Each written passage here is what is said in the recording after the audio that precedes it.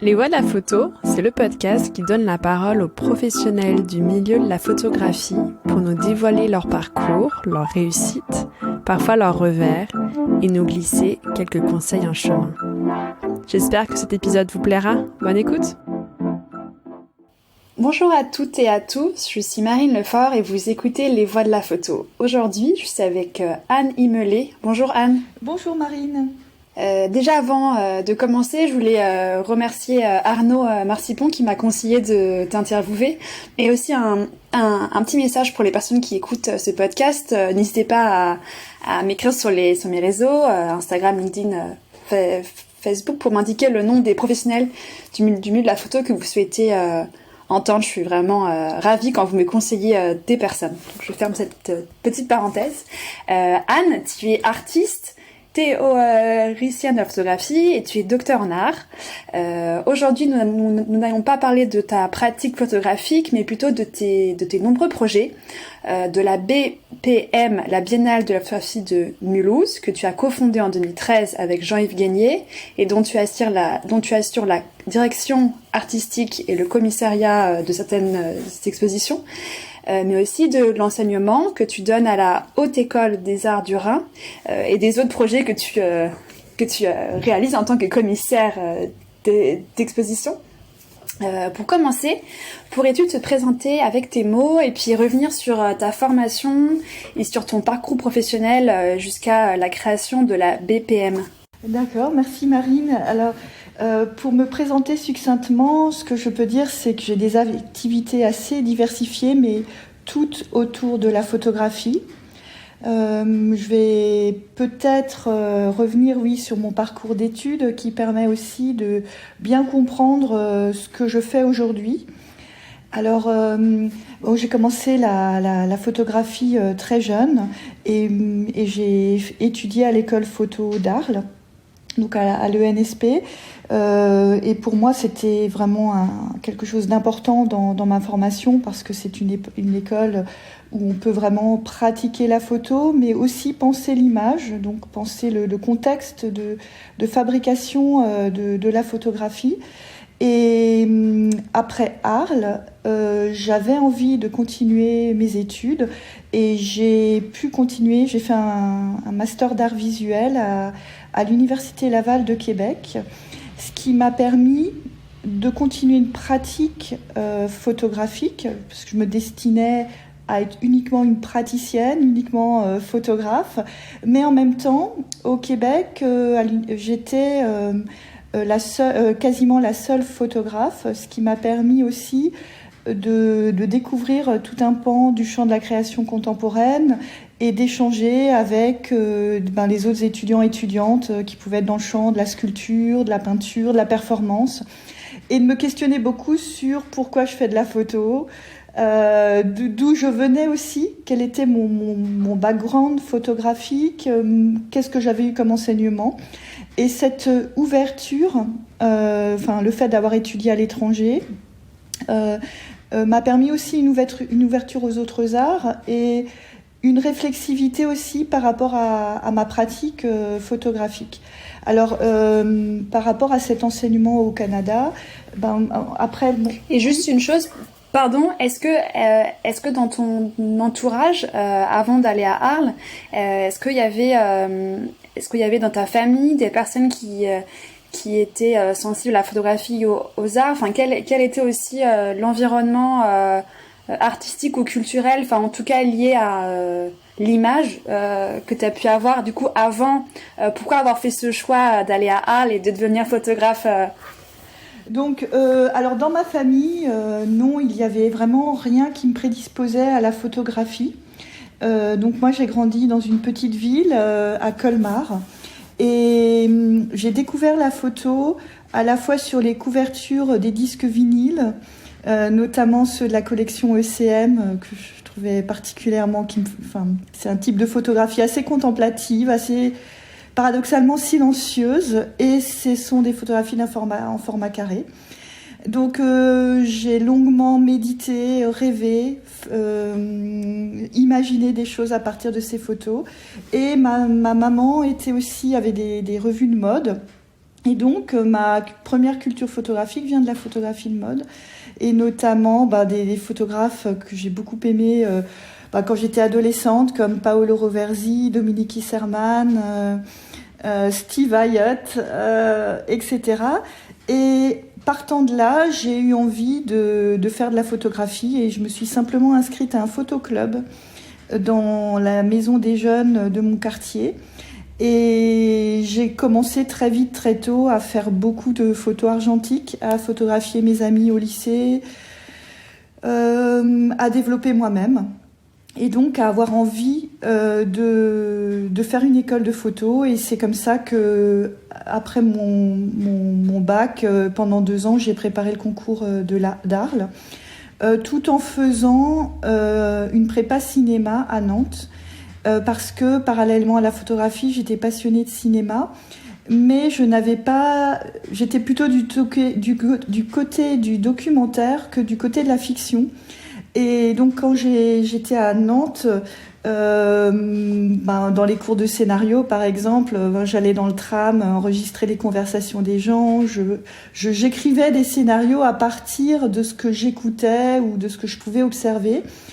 Et donc je me destinais plus à l'image fixe, et pour moi l'observation, l'écoute, le fait d'être dans une réalité donnée pour pouvoir la photographier, était ce que je voulais faire.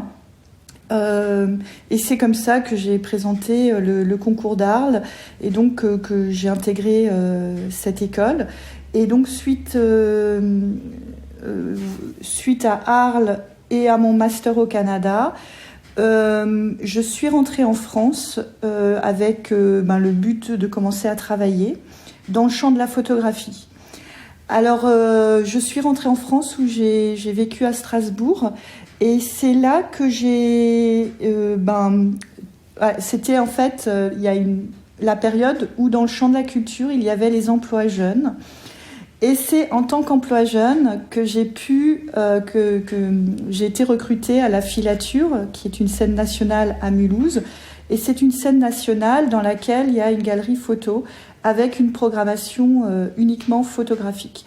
Et donc, grâce à ce dispositif d'emploi jeune, j'ai pu, pendant 5 ans, travaillé dans la galerie photo de la Filature, et j'étais assistante de Paul Cotin, qui était conseiller pour la photographie, donc qui était quelqu'un d'extérieur à la scène nationale et qui était là pour faire la programmation. Alors j'ai énormément appris pendant ces 5 années, et je pense que le fait d'avoir pu créer la Biennale Photo et d'avoir eu aussi certaines compétences, c'est des choses que j'ai apprises sur le terrain avec Paul Cotin et dans cette galerie qui était une galerie, comme souvent dans les scènes nationales, il y a des programmations qui sont ouvertes. Il y avait à la fois de la photo contemporaine, à la fois du patrimoine, et il y avait aussi une attention particulière à la photographie suisse, étant donné que Mulhouse est une ville frontalière. Et donc à la Filature, j'ai pu à la fois apprendre tout ce qui était en amont des expositions, donc toute la préparation des questions de production, de transport d'œuvres, l'exposition en tant que telle, le fait de travailler avec les photographes sur la mise en espace, et bien sûr tout l'aspect aussi médiation, faire découvrir la photographie à un large public, tout ce qui est écriture aussi, des notices, des documents de salle. Enfin bref, c'était extrêmement polyvalent, et j'ai énormément aimé faire ce travail-là. Vous étiez combien dans cette équipe ? Alors, donc la scène nationale, c'est une grosse scène nationale, mais dans l'équipe photo, j'étais en poste en tant qu'assistante de Paul Cotin, conseiller photo, et il y avait aussi Emmanuel Walter qui s'occupait de la vidéo. Donc, en gros, pour la galerie, nous étions 2, mais après, il y a toute l'équipe de la scène nationale, donc il y avait l'équipe de régie, donc l'équipe d'accrochage, il y avait toute l'équipe, toute la structuration d'une scène nationale là je ne sais pas combien il y a de personnes, peut-être une quarantaine, mais il y a un service de communication, il y a un service, il y a tout le fonctionnement de la scène nationale qui s'occupe du vernissage aussi, etc. Donc c'était vraiment le travail d'une programmation dans la galerie photo au sein d'une structure qui a une programmation aussi liée au spectacle vivant et des missions liées au territoire aussi. Donc voilà. En fait, ces 5 années, la partie que j'ai vraiment la plus appréciée, c'est vraiment la partie plus liée à l'installation des expositions, c'est-à-dire qu'est-ce qu'on expose, comment est-ce qu'on montre la photo, l'adéquation entre le contenu des photos et leur forme d'exposition. Et j'ai adoré travailler avec des photographes que j'ai rencontrés à l'occasion de ces 5 années. Se pencher sur ce que certains pourraient penser comme des petits détails était ce qui, moi, me passionnait le plus. Et comme lors de ma maîtrise en art visuel à l'université Laval, j'avais pour but j'avais initié un travail sur l'idée de séquence photographique et de relation entre les images au sein de la séquence, j'ai eu envie de continuer cette recherche en faisant une thèse de doctorat. Et donc, cette thèse et cette envie de faire une recherche sur un temps plus long et dans le domaine universitaire est vraiment intrinsèquement liée à ce travail dans la galerie photo, à cette rencontre aussi avec des photographes contemporains. Et ces rencontres, elles ont pu se faire grâce à ce travail avec Paul Cotin à la filature. Et lorsque je travaillais dans la galerie, il y a eu pas mal de découvertes aussi, puisque nous faisions des lectures de portfolio, notamment à Arles, ou en Suisse, dans pas mal de festivals. Et c'est par exemple au sein de ces lectures de portfolio ou de rencontres parfois impromptues que j'ai pu rencontrer Christophe Bourguedieu, vraiment au hasard d'une lecture de portfolio où tout d'un coup je vois quelques photos de ce qui allait devenir Tavastia.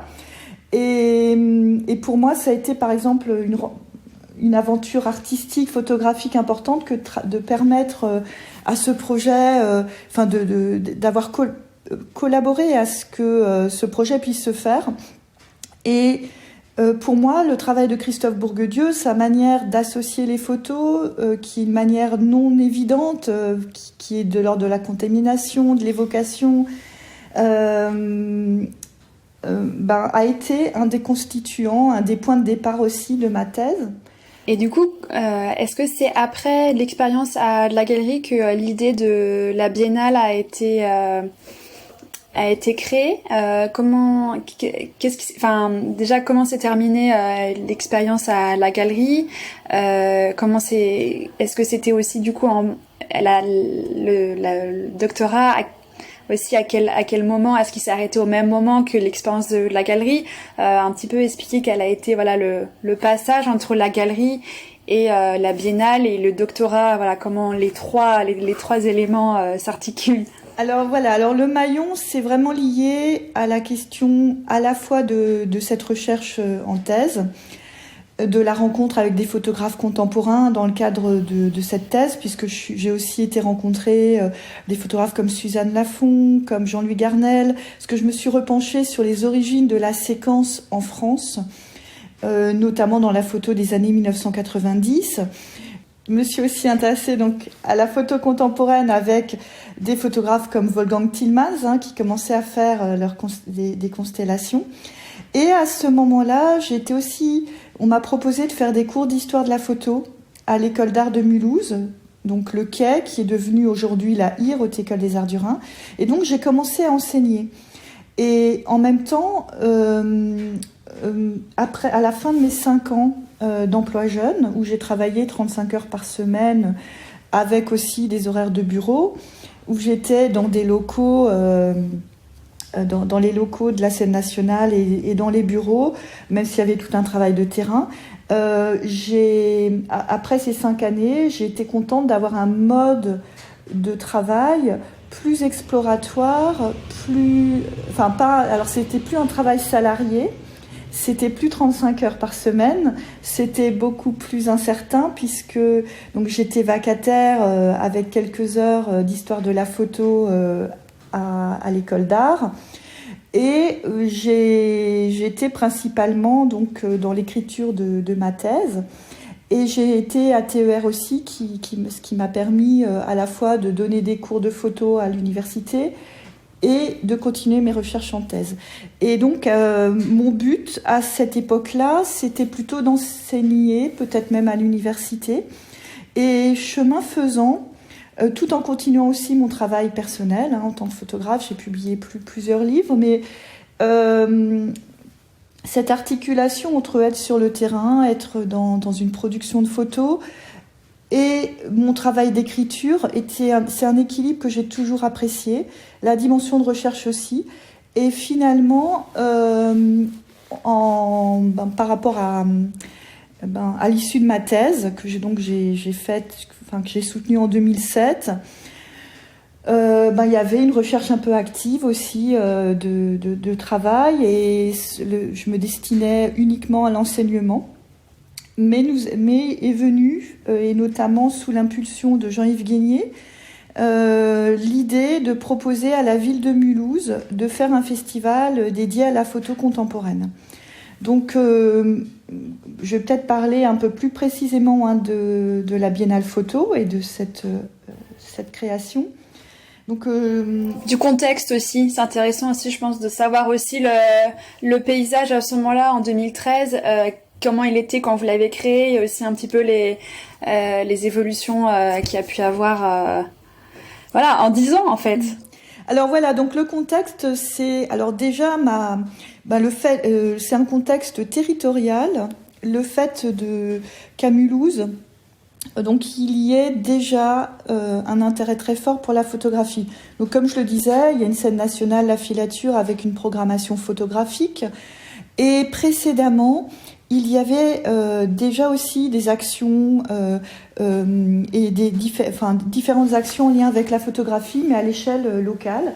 Et il y avait aussi, si on remonte au 19e siècle, puisque Mulhouse est une ville au passé industriel fort, il y a eu par exemple Adolphe Braun, et donc qui a créé son entreprise à Mulhouse, à Dornac, et qui a été un des acteurs importants de l'industrialisation de la photo, notamment en lien avec l'industrie textile, puisqu'il y avait toute la reproduction, toutes ces natures mortes de fleurs qui ont pu permettre à l'industrie d'utiliser ces motifs. Il y a eu tout le développement aussi de la photographie de voyage, des reproductions d'œuvres d'art, tout ça à la fin du 19e. Et donc, il y a eu, Mulhouse étant cette ville industrielle, ayant eu plusieurs initiatives par rapport à la photo, nous avons simplement proposé à l'adjoint à la culture, donc à l'époque c'était Michel Samuel Weiss, nous lui avons proposé de créer un festival photo à l'échelle de la ville, sachant qu'il n'y avait pas à proprement parler de festival photo dans le Grand Est, que le festival le plus proche c'est Bienne en Suisse, 120 km, et c'est les journées photographiques de Bienne. Et sachant que nous avions envie de fédérer des énergies autour de la photo à Mulhouse. Donc le but, c'était pas de créer un lieu photo. Le but, c'était d'être une petite association assez flexible, agile, mobile, qui puisse inviter des photographes à venir exposer à Mulhouse, pour rencontrer à la fois le public mulhousien et puis par extension faire venir du public à Mulhouse. Et je pense que l'élément le plus important lorsque nous avons créé cet événement avec Jean-Yves Guénier, ça a été de dire, ça a été une phrase de Édouard Glissant qui écrit « Agis dans ton lieu, pense avec le monde ». Et je pense que cette phrase qu'on a utilisée pour toute une partie de notre programmation qui était plus liée à des actions de sensibilisation à l'image, etc., mais agis dans ton lieu, pense avec le monde, c'est exactement ce qui nous définit et ce qui définit le festival, parce que le contexte à la fois mulhousien, mais donc en tant que ville, mais aussi le contexte à l'échelle de la région Grand Est aujourd'hui, ou de la position transfrontalière, elle est extrêmement importante. Et Agir avec le monde, dès le départ, nous avons voulu inviter des photographes internationaux, et notamment des photographes parfois jamais exposés encore en France, parfois parce que tout jeunes, ou parfois connus dans leur propre pays, mais pas encore exposés. Donc une volonté, on va dire, très exploratoire, de prendre des risques aussi, tout en restant accessible à un large public, parce que notre but, c'était pas de faire quelque chose d'élitiste dans notre bulle et uniquement dans un musée, mais de pouvoir, à l'échelle d'une ville, proposer de la photo contemporaine. Et enfin voilà un petit peu l'esprit du départ. Et donc quand nous sommes allés proposer ce projet à l'adjoint à la culture, il a dit mais oui, on vous suit, excellente idée. Et il nous a mis en relation avec l'équipe du Musée des Beaux-Arts. Et donc, le Musée des Beaux-Arts de Mulhouse est un lieu, est un petit musée très beau, situé dans l'hypercentre ville, à côté d'un beau parc. Et donc, cette situation centrale du Musée des Beaux-Arts et cette mise en contact avec l'équipe du musée a été très importante pour nous, puisque le Musée des Beaux-Arts, c'est vraiment le cœur du festival. Et étant donné qu'on était une petite association, petite équipe, travailler avec des équipes constituées, le directeur du musée, son régisseur et son équipe, a été important pour nous, puisque que ce soit à la fois le Musée des Beaux-Arts ou d'autres partenaires, puisqu'on a travaillé aussi après avec la galerie de la bibliothèque, qui est une vraie galerie d'expo, et on a différents partenaires. Il y a aussi la filature, etc. Enfin, je reviendrai sans doute sur les partenaires ou des choses plus en détail, mais cette confiance de départ et cette volonté d'une mairie de dire on est OK, vous pouvez faire votre projet, et puis cet apprentissage aussi de travail, cette collaboration avec des partenaires déjà existants, ça a été primordial, et ça a rendu possible l'aventure de ce festival qui a cette année 10 ans, voilà. Et comment comment est réparti le travail entre toi et Jean-Yves Guénier? Quel est ton rôle à toi? Quel est son rôle?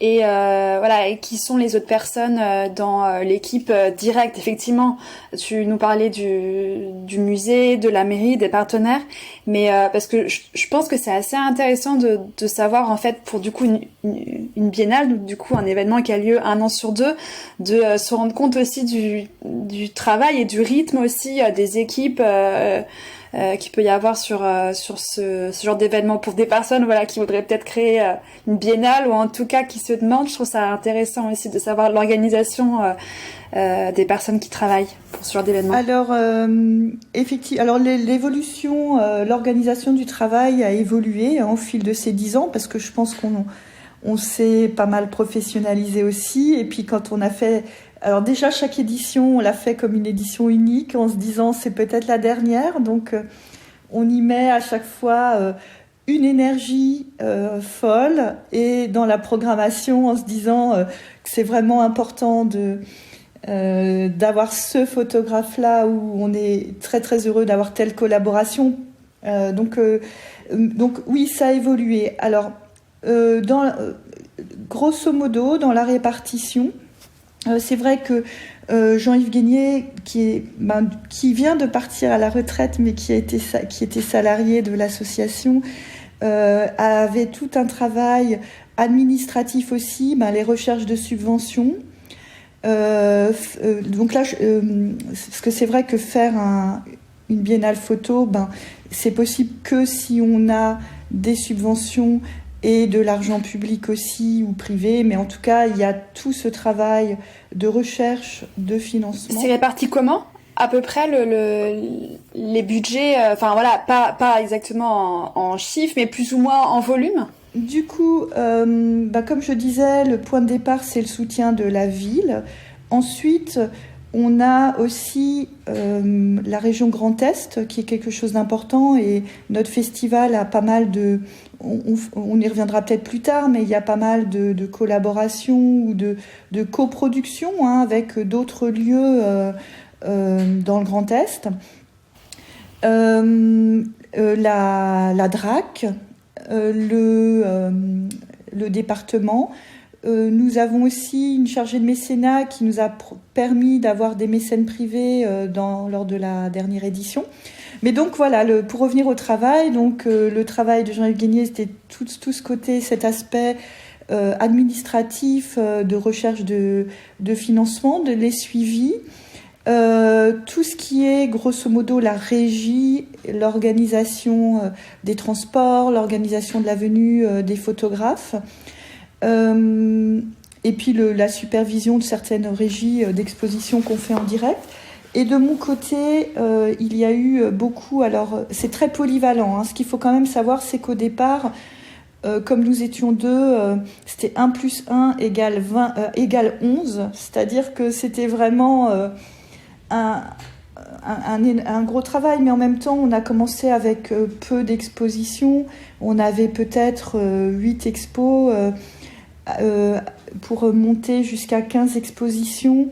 On n'a jamais cherché à faire beaucoup d'expositions. C'est pas pour... mais notre but, ça a été de faire bien les choses et de faire ce qu'on pouvait faire. Mais donc moi, dans mon rôle, c'est beaucoup de la coordination aussi entre les lieux, entre tous les partenaires. Et je dirais que le début de la biennale, on fait connaissance aussi avec certains partenaires. Donc on a passé beaucoup de temps de concertation, de réunion, de préparation, des expositions avec des partenaires comme le Musée des Beaux-Arts ou la Galerie de la Bibliothèque, avec des partenaires aussi qu'on a eu par la suite en Allemagne par exemple. Mais enfin, tout ça, c'est des mises en place. Et une fois qu'on connaît les partenaires, on continue. Il y a toujours du temps de préparation, c'est toujours long. Mais disons que comme on se connaît, on a aussi des étapes, toutes les étapes de préliminaire où on présente longuement notre projet, etc., qui sont passées. Et donc, on peut aussi être dans des choses plus approfondies, etc. Mais c'est sûr que porter un projet, je dirais que dès le départ, il faut être très polyvalent, avoir aussi une ouverture d'esprit pour, à la fois avoir des lignes fortes, très déterminées et qui sont aussi originales, singulières, qui apportent quelque chose au territoire où on va faire un festival. Pourquoi est-ce qu'on le fait ? Pourquoi est-ce qu'on le fait à cet endroit-là ? Qu'est-ce que ça apporte ? Comment ça s'articule avec ce qui existe ? Ensuite, discuter avec les différents partenaires, apprendre à les connaître.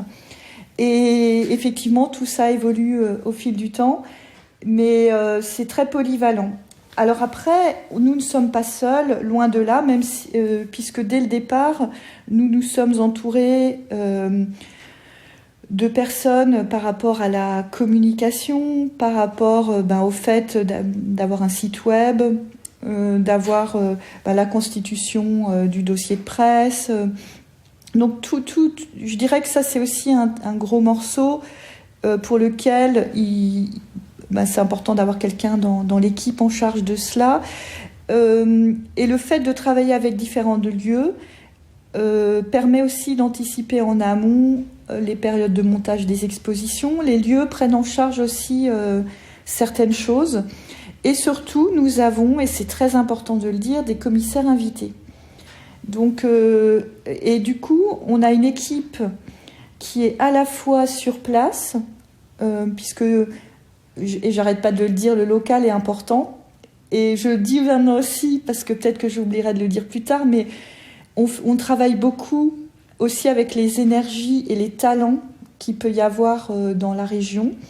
Et notamment, on fait produire pas mal de choses sur place. On travaille du coup avec des artisans, tireurs, encadreurs, qui sont basés à Mulhouse. On travaille aussi, par exemple, avec Philippe Schweyer, qui dirige la revue Novo, qui est une revue culturelle à l'échelle du Grand Est, qui est une revue qualitative et vraiment exceptionnelle. Donc depuis le début, c'est aussi un partenaire important pour nous parce que on fait un catalogue qui est diffusé à 4500, enfin une revue hors série qui nous sert de catalogue et qui est diffusée à 4500 exemplaires. Donc en fait, avoir des partenaires et des personnes fédérer ces énergies-là et ces talents, c'est important. Mais d'un autre côté, pour moi, c'est impossible de faire une biennale photo si on ne travaille pas aussi avec des collaborateurs qui peuvent être dans d'autres pays ou dans d'autres villes. Et c'est pour ça que dès la deuxième édition, on a commencé à avoir des commissaires invités et on a aussi des lieux avec lesquels qui font aussi leur programmation. Donc on se concerte, mais bien évidemment c'est comme ça qu'on peut faire un festival d'envergure qu'on ne pourrait pas faire si on était juste 2 personnes au départ. Donc c'est vraiment cette idée d'une manière un peu agile de travailler avec différents réseaux, différentes personnes. Mais bien évidemment, il faut quelqu'un qui centralise un petit peu tout, qui coordonne tout. Et ça, c'est pour ça que mon rôle, c'est grandement mon rôle, on va dire. C'est une grande part du travail, tout en ayant aussi une grosse partie de programmation. Oui, exactement. Du coup, je pense que ça peut être intéressant de comprendre aussi comment la programmation est pensée, comment au fil des années les lieux se sont ajoutés. Un petit point sur la programmation et les différents lieux. Oui, tout à fait. Alors, dès le départ, on a souhaité donner une notion, un titre, une thématique, mais une thématique traversée et très ouverte pour chaque édition. Donc quand on a créé la première Biennale Photo en 2013, on l'a appelée Play and Replay parce que c'était une édition consacrée aussi à la manière dont tout ce qui est post-photographique est important, c'est-à-dire bien sûr les pratiques à partir de photos trouvées, de photos déjà existantes, mais aussi toutes les actions qu'on va faire après la prise de vue. Donc première édition, Play and Replay. Deuxième édition, on l'a appelée L'autre est le même, sur la question de la représentation de l'autre, donc l'altérité.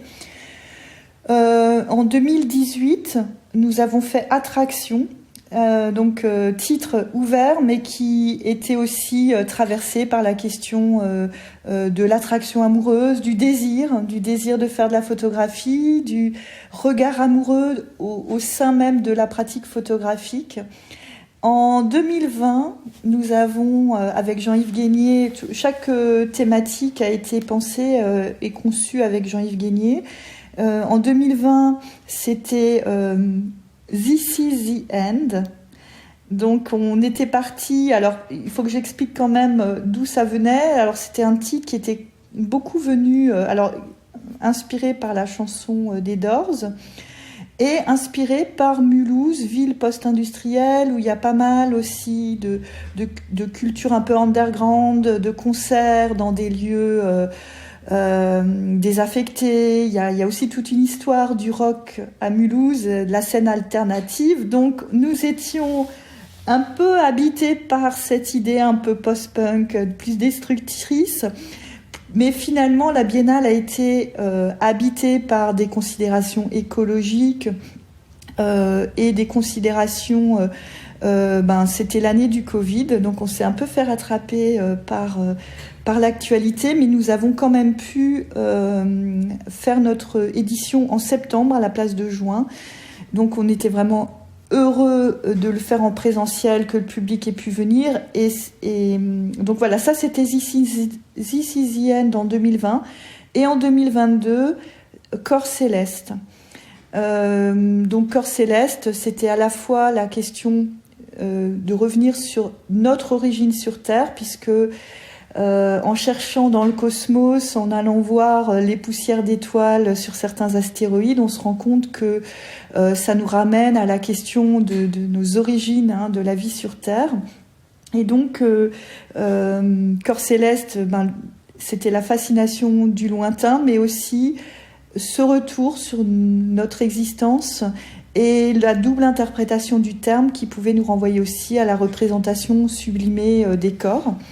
Et donc, pour chacune de ces éditions, le fait d'annoncer très tôt le titre et la thématique, avec aussi un texte introductif que je rédige et que j'envoie aux partenaires, c'est vraiment très important. J'ai une question par rapport au fait que tu aies plusieurs activités et aussi une activité de photographe.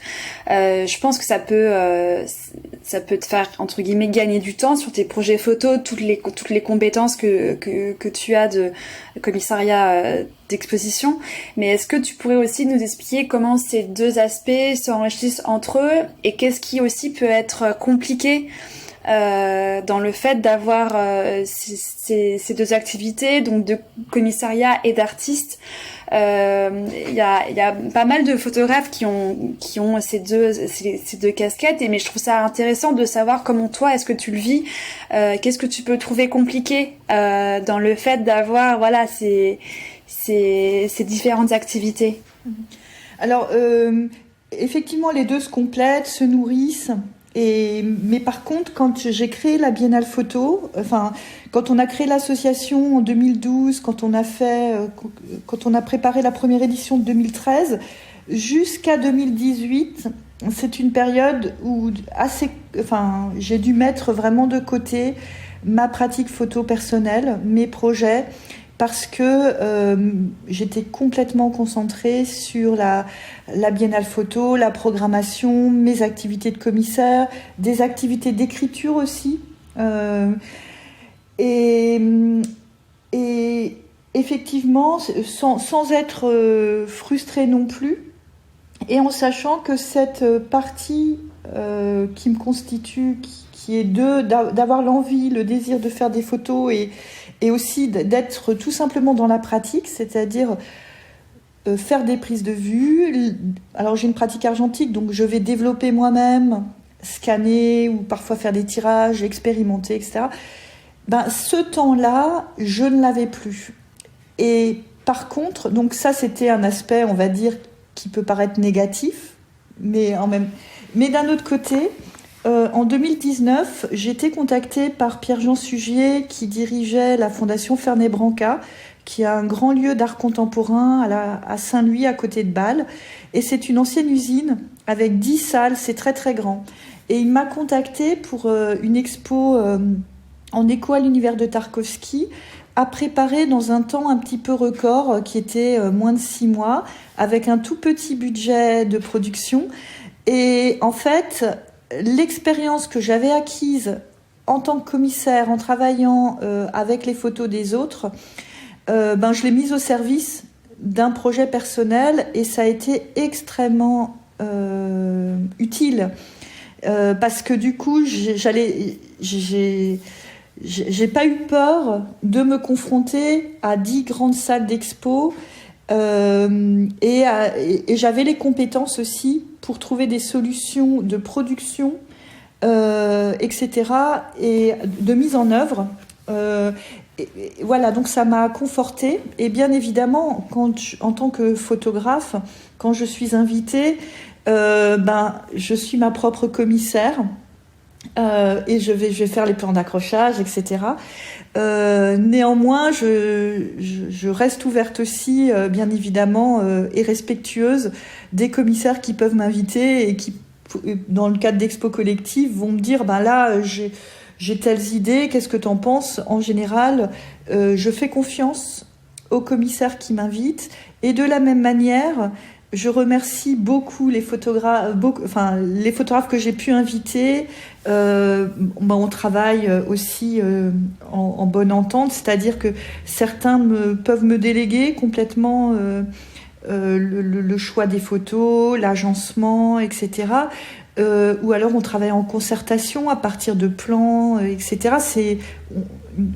Le dialogue, il est extrêmement important, mais je suis particulièrement attentive à qu'est-ce que ça veut dire qu'être commissaire d'exposition dans la partie, on va dire, artistique, dans la partie mise en place de dispositifs, d'installations. Et ça, c'est la partie, bien sûr, qui me passionne dans le travail que je peux faire pour la Biennale Photo. C'est la réalisation concrète des expositions et l'exposition en tant qu'œuvre. Super. On arrive déjà à ma dernière question, mais n'hésite pas à ajouter des éléments à ma dernière question s'il y a des choses que tu souhaitais qu'on aborde. C'est, est-ce que tu aurais des conseils pour des photographes qui souhaiteraient travailler dans le milieu de la photographie ou qui souhaiteraient travailler avec une biennale, avec un festival. Et est-ce que aussi tu aurais des conseils pour des personnes qui lanceraient en 2023 un événement comme la Biennale de Mulhouse? Donc voilà, une double question qui s'adresse pour les photographes et pour les personnes qui souhaitent lancer un événement photo dans le milieu de la photo. D'accord, alors d'abord, peut-être pour les photographes. Alors, les tout jeunes photographes, je pense qu'il y a quand même la question déjà de comment ont-ils commencé. Par exemple, être dans une école, je trouve que c'est quand même un très très bon départ. Bien sûr, pour les enseignements, mais aussi parce que c'est là qu'on va aussi créer un réseau au sens aussi avec qui j'ai envie de travailler, ou alors chaque diplômé va partir, je sais pas, en post-diplôme dans telle ville à l'étranger, ou va avoir certaines expériences, et le fait de rester connecté en contact avec les autres diplômés et de faire des projets ensemble, je pense que ça, disons que c'est déjà important. Ensuite, que ce soit un jeune photographe qui sort d'une école ou non, c'est extrêmement important d'aller voir les expos, d'aller aussi au vernissage, rencontrer les personnes qui sont les acteurs de terrain, en fait, qui permettent de montrer les expositions. Je dirais que le présentiel ou le contact direct est important. Le mail ne suffit pas.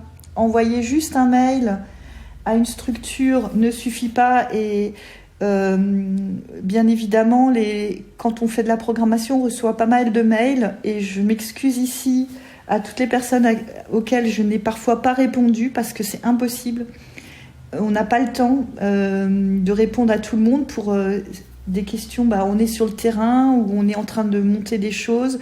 Moi, il me faudrait vraiment quelqu'un pour ça, et malheureusement, je n'ai pas une assistante qui répondrait aux mails. Et en tout cas, envoyer juste un mail ne suffit pas. Ça veut dire que, en fait, ce que je conseillerais, c'est par rapport à son propre travail, de cibler des lieux où la programmation semble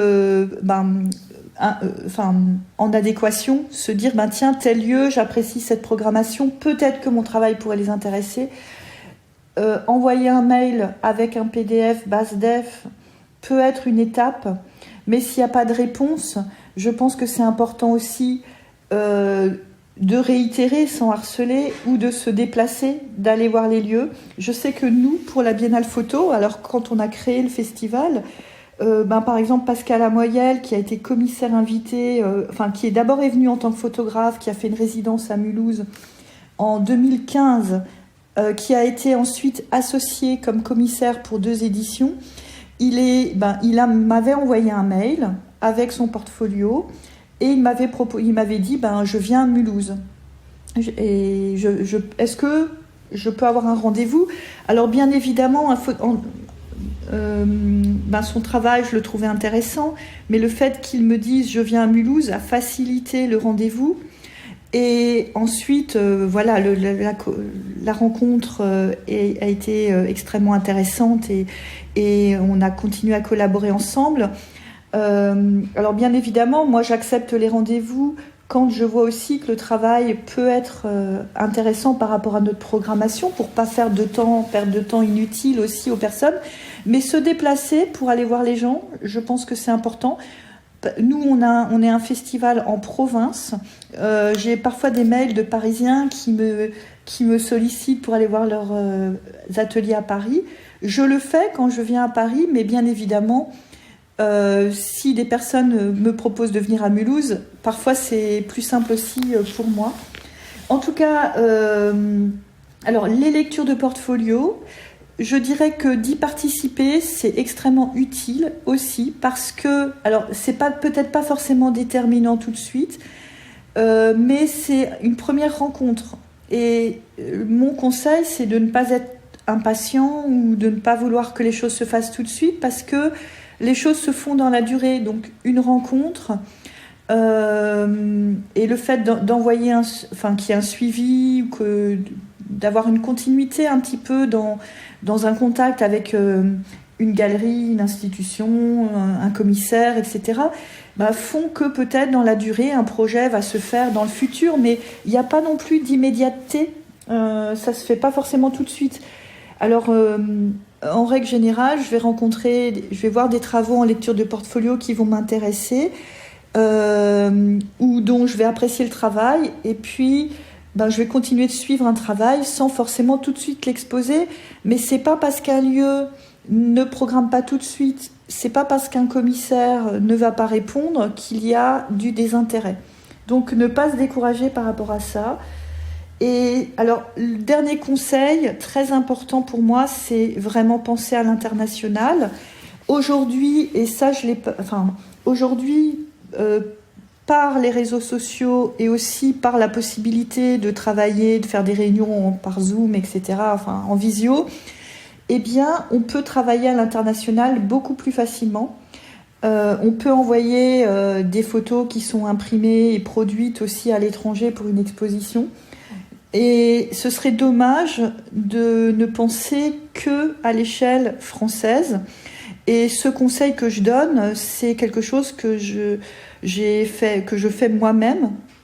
Alors en tant que commissaire, j'ai été contactée via les réseaux sociaux il y a maintenant 3 ans pour un projet international qui s'appelle Those Eyes, These Eyes, They Fade, qui est un projet qui a eu lieu l'été dernier à Malte, donc une exposition dont j'étais la commissaire et pour laquelle donc j'ai pensé la programmation. Et ce projet, qui est à l'échelle européenne, puisqu'il a été initié par Nigel Baldacchino, qui est maltais, Bénédicte Blondeau, qui est belge, mais elle a vécu à Berlin, à Lisbonne, et elle est maintenant de retour à Bruxelles. Donc, ils ont initié ce projet. On a travaillé ensemble sur l'exposition. Et j'ai invité Ivoskan van der Molen, qui est néerlandaise, et Bernard Plossu, français, à participer à ce projet que l'on continue à faire tourner, sur lequel on continue de travailler. Et on travaille à distance, on se fait des réunions. Il y a plein de manières de travailler entre différents pays. Et on a envie que cette exposition puisse se faire en France, mais aussi à l'étranger. Donc, penser à l'international, c'est extrêmement important pour ne pas non plus rester... voilà. penser à l'international.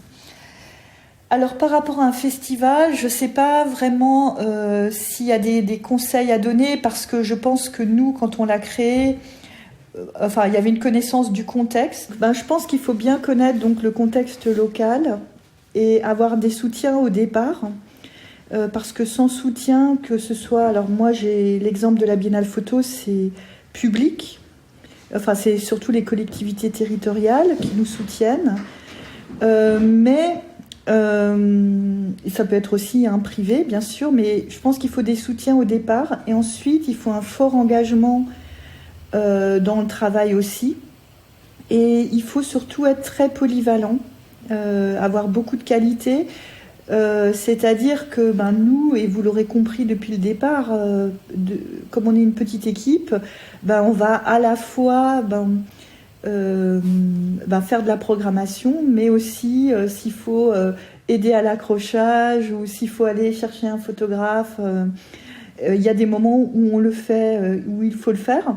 Après, c'est important d'avoir d'être une petite équipe complémentaire, avec des qualités complémentaires, de savoir aussi sur qui s'appuyer. Et puis voilà, mais surtout savoir qu'est-ce que ça apporte, pourquoi est-ce qu'on le fait dans ce territoire-là. Et puis après, pour moi, parce que je crois que je ne l'ai pas dit, mais c'est surtout un festival, c'est une aventure humaine. C'est esthétique aussi, bien sûr. C'est ce qui m'anime, bien sûr, c'est comment la photo contemporaine évolue, comment on pense le monde en utilisant la photo. Mais pour chaque édition, c'est aussi une aventure de réflexion, de recherche. Par exemple, pour Corps Céleste, on a aussi pu montrer... inviter un astrophysicien, on a eu des échanges, des discussions aussi hors du champ de la photographie. Et donc pour moi, la photo, c'est vraiment quelque chose qui permet de penser le monde contemporain. C'est même si, alors j'ai relu une phrase de Michel François, qui est un artiste qu'on avait invité lors de la première édition, et ce qu'il nous disait, c'est je cite Michel François, « Je fais confiance aux images avec leur part de mystère et d'irrésolution ».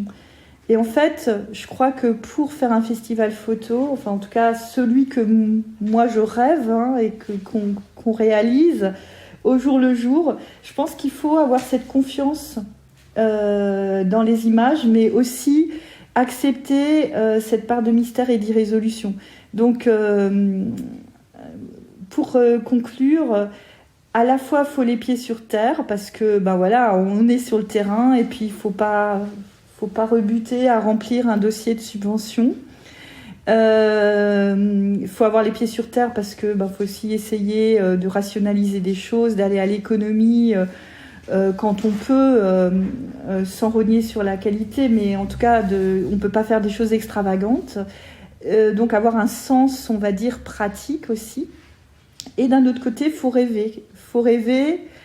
Et il faut avoir cette envie, ce désir aussi de continuer à réunir des gens qui sont passionnés par la photo. Donc, et ce temps de rencontre, c'est vraiment primordial, et c'est quelque chose qui est extrêmement fort, et c'est ça qui, en tout cas, nous, pour la Biennale Photo, c'est ce qui nous anime, parce que chaque édition, début juin, quand le public est là et qu'on a les rencontres avec les photographes, c'est toujours un temps fort qui marque aussi humainement, j'allais dire, parce que c'est un espace qui permet d'échanger, et c'est un peu des accélérateurs par rapport à la vie normale des expositions et de ce qu'on peut programmer en photographie. Voilà. Merci beaucoup. On a parlé de plein de choses. Je pense que t'as été très claire sur vraiment sur la façon dont tu as créé enfin tu as cofondé la Biennale Mulhouse. Comment ça s'articule aussi avec tes activités. Je trouve ça assez intéressant aussi tout ce que tu as dit sur l'ancrage local, sur les différents partenaires qui ont pu s'ajouter, et qu'en fait pour chaque partenaire, c'est à chaque fois vraiment une réflexion sur comment au niveau local et vraiment comment ça peut s'adapter sur chaque territoire. Je pense que c'était vraiment super intéressant. Et du coup, prochaine édition, juin 2024. Donc Oui, merci Marine. Alors oui, la prochaine édition, c'est en juin 2024. Et on va annoncer le titre, l'enjeu, la thématique, prochainement, au mois de mai. Et donc, rendez-vous en 2024, tous à Mulhouse, vous êtes bienvenus. Voilà. Merci beaucoup Anne. Merci Marine. Au revoir. Au revoir. Merci d'avoir écouté Les Voix de la photo. Pour faire connaître le podcast à plus de monde, je vous invite à laisser un commentaire et 5 étoiles sur Apple Podcast. Si vous voulez me faire part de vos remarques, m'indiquer des personnes que vous souhaitez entendre ou en savoir plus, vous pouvez me suivre sur les réseaux sociaux, sur Instagram, LinkedIn et Facebook. À très bientôt!